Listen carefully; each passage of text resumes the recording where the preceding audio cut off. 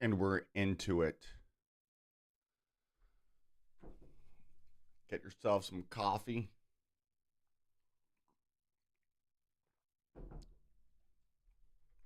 And we are going to look into the Jeffrey Epstein email debacle, the release. And to be honest, I've had family members, friends call me up and say, congratulations. Does it feel good that you're vindicated? And the answer is, it doesn't feel good at all. I've been talking about Epstein, blackmail, this group, the Goyim, for 8 years. But here we are. This is what we do. We look to the esotericness of it. We also have some other things. This girl, Sarah Stock, she's this trad cat. And it turns out, and she was claiming to be a virgin until she got married. Then she got married, had her wedding blessed by the Pope. Was like slut shaming other women. And here she was until the day of her wedding, having an affair with her married boss, Elijah Schaefer.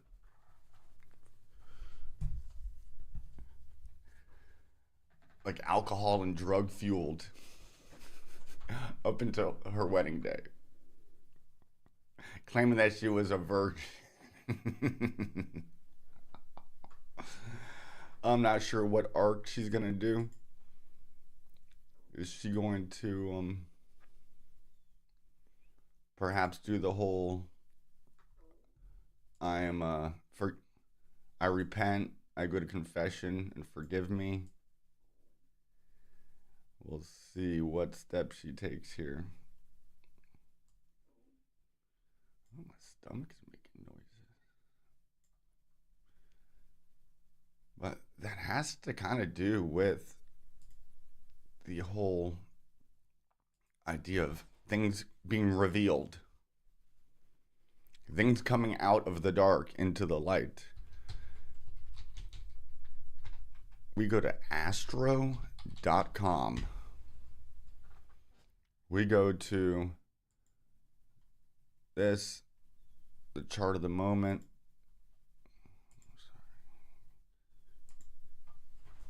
Pop it out. And here at North Star Esoteric, we go in. Okay, so this happened about 3 days ago when the sun was maybe 2 at 13 degrees opposite of the moon that was in Leo, which makes a full moon when the sun and the moon are in opposition. Leo is being on the stage. It's where the sun's at home. The sun is the great highlight. And when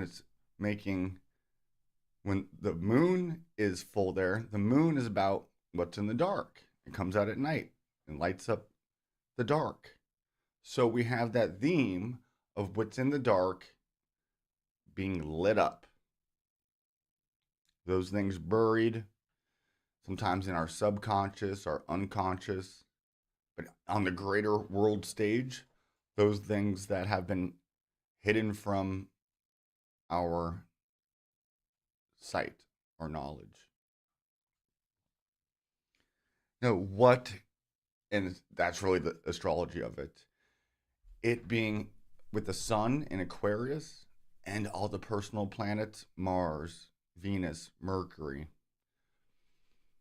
This is the first time that we've had a full moon, I want to say, in Leo with Pluto into Aquarius. Pluto is now at the 3rd degree of Aquarius.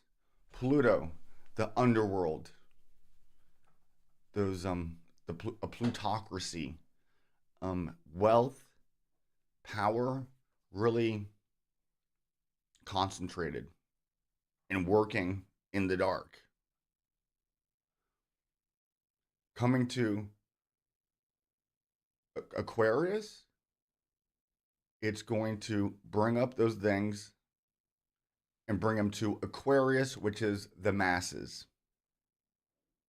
especially mass communication, being an air sign. So this is the first time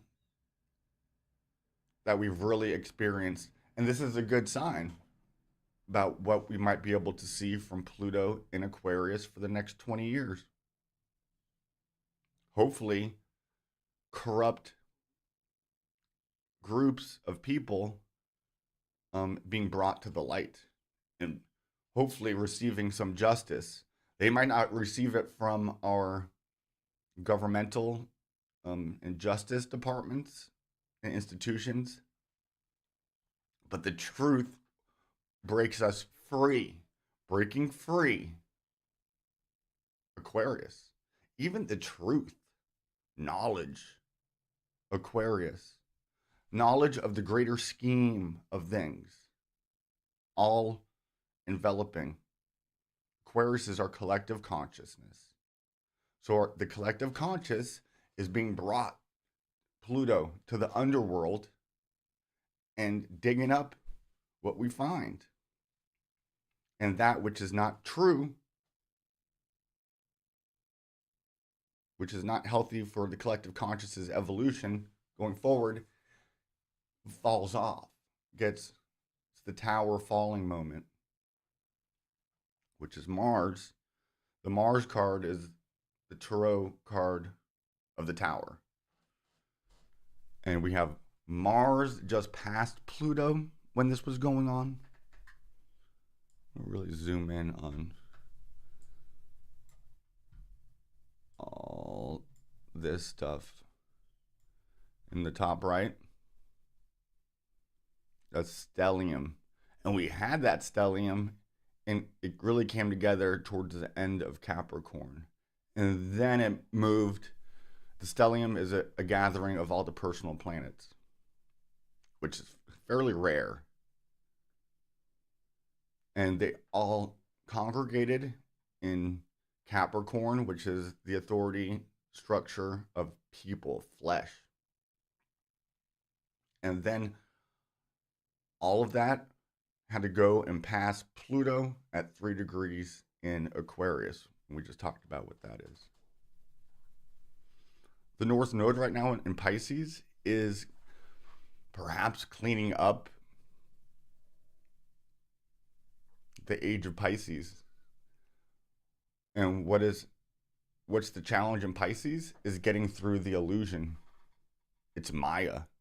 It's the Kali Yuga. And embracing Kali, the goddess of destruction.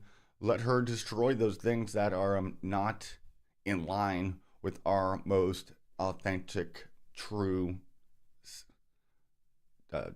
self.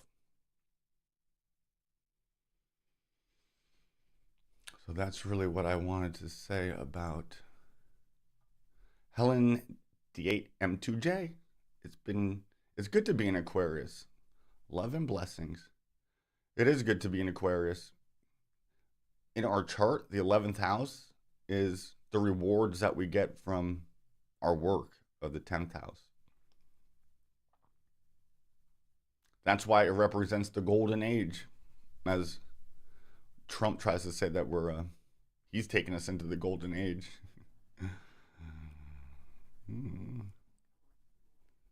I'm not sure if people, I think the Trump people could still do whatever they want. I mean, Trump could do,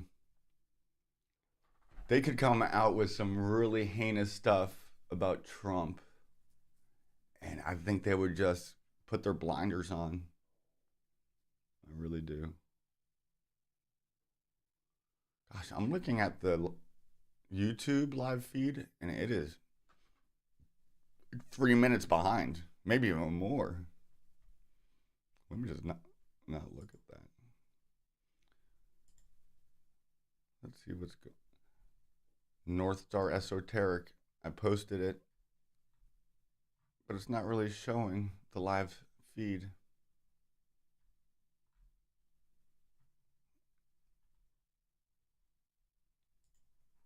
Oh well. In closing, what do I want to say about this? How we are referred to, the Gentile world, the non-Jewish person is referred to as Goyim. And yes, it just means nation. It's a literal translation, but it has a derogatory connotation to it. And do we all do that, perhaps? If you're not in this in group, are you looked at as an outsider, as a less than? But in this particular situation, this group of people who looks at the outsider as a goyim, they see these people, the non-Jewish person, as cattle. It's related to your work animal.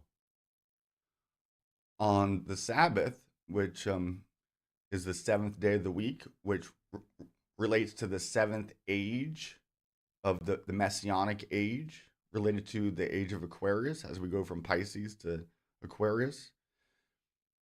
This religion teaches that just as the Jewish person is to sit back and not have any work, not to participate in any work on the Sabbath, that's how it will be in the Messianic age.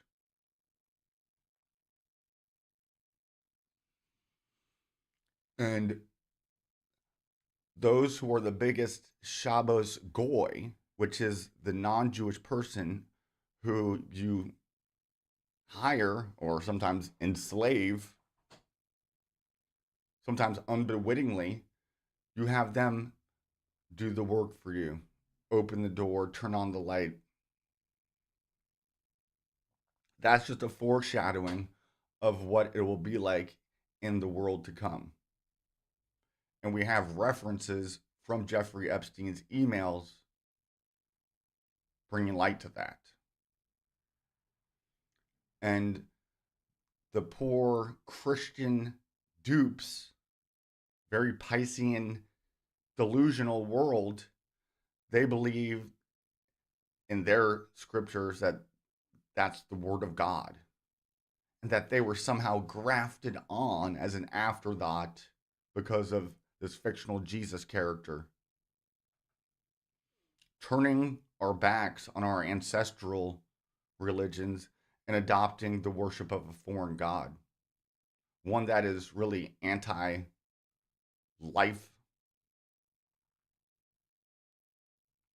We really need to release those shackles from the Piscean age, those blinders, step into our own power,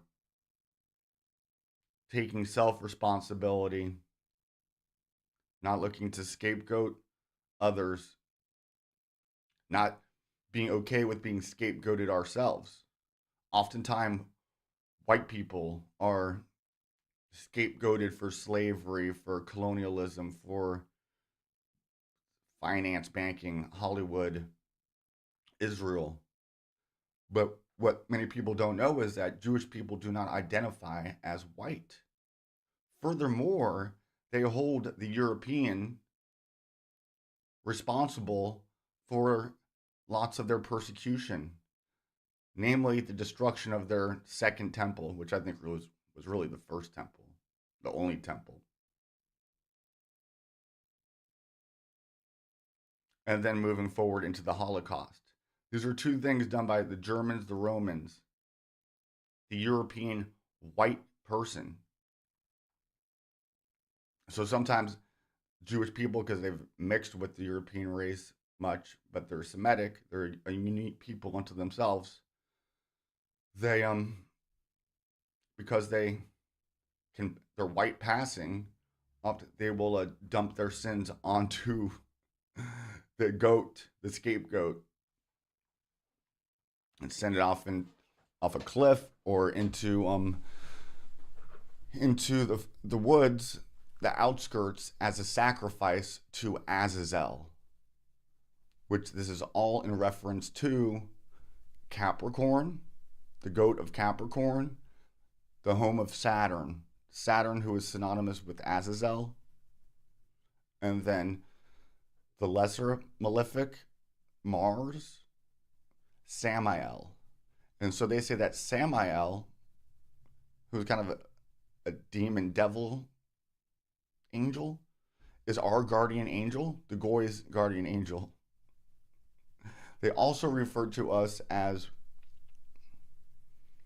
Esau, who's from the land of Edom, Esau is the evil twin brother, the firstborn, before Jacob, who would become Israel. And because of Jacob, Israel, through cunningness and trickery and deceit and conspiracy, stole the birthright from the firstborn. And because of that, Esau hates Jacob and is trying to wipe Jacob out in every generation, which is why much of the holidays in Judaism is about reliving these events, oftentimes just making them up, like the killing of Haman. And they're told to never forget that in every generation, Esau, or Amalek, who was a descendant of Esau, rises up to try to annihilate you. So first of all, this gives you a totally paranoid, schizophrenic worldview. And then they're taught to rise up and strike first. And that anti-Semitism is just in the DNA of every, especially European.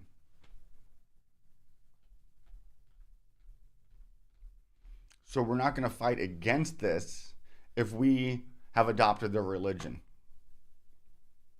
This is the biggest conspiracy. It's not Jeffrey Epstein event.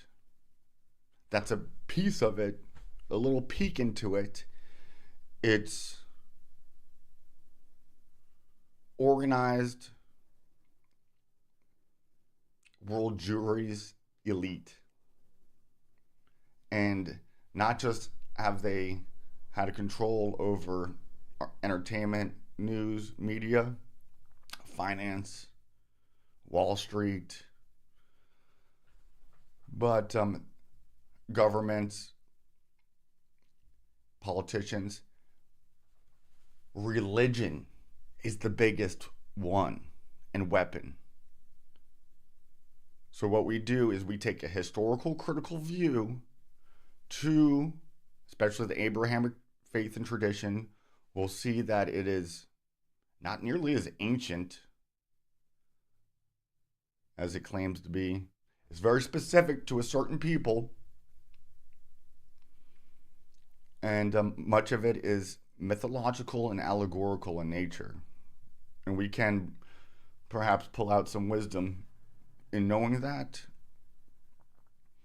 But to take these stories as literal has really been has served as a detriment to humanity. It put us in the dark ages for 1,500 years. Imagine if we didn't have that, where we could be now. And they say that America was built on Judeo-Christian values. We adopted a republic, even a democracy. Those ideas are pagan, Greco-Roman. Perhaps even goes back before that. This, what we call the Jewish God, Yahweh, came out of a Canaanite pantheon, a Babylonian religion. Second Temple Judaism, which is what birthed Christianity, a Jewish sect, adopted many Persian, later Babylonian beliefs, such as more dualistic in nature, and the idea of a Messiah returning. Judgment, a final judgment. That's a Zoroastrian idea. So when we find out that these stories are mythological, there was never a historical Noah who gathered up 2 animals, one of each sex, and put them on a boat. There is Argos, or the great Ark, as a constellation, and above it is Corvus the crow and Columba the dove that were sent out to find land. That is a pagan story that you could find in the heavens at night. The lower heavens are things that have to do with water. The middle heaven, animals of the land and people. The higher heavens, the birds and the gods.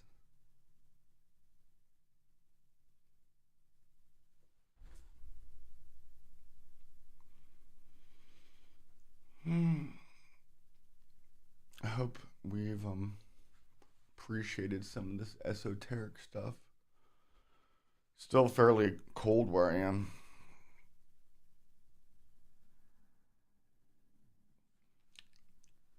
What are we doing here at North Star Esoteric? We're starting a new religion. Is one that is racially conscious. We don't want Europeaners, white people, worshiping a God that hates them. A foreign God. We are stripping that away, reclaiming our pre-Judeo-Christian ancestral traditions, and coming up with creative ways to make them work in today's day. Looking backwards to go forward. Not going backwards. And we also acknowledge that there has been a European diaspora. And so, in that, many of us have had different ethnicities: German, Irish, Scandinavian, come together in mate. But what they are, we can say they are European or Proto-Indo-European, pre-European, before Europe was established. Aryan.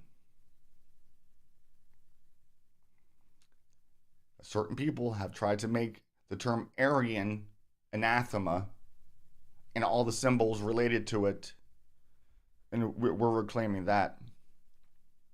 They call our symbol a hate symbol. Well, to me, your symbol's a hate symbol.